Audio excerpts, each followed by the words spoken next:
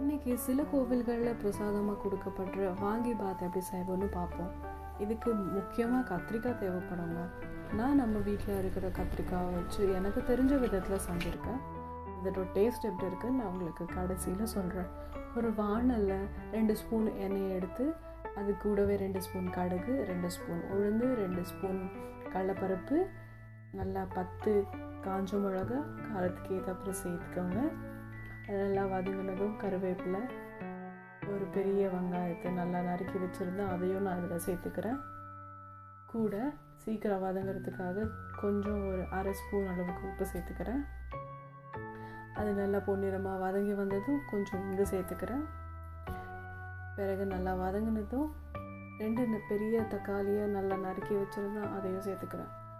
தக்காளி இதில் கொஞ்சம் அதிகமாக இருந்தால் நம்மளுக்கு அந்த ஃப்ளேவர் கொஞ்சம் நல்லாவே அவுட்கம்மை நல்ல ஒரு ரிசல்ட்டை கொடுக்கும்.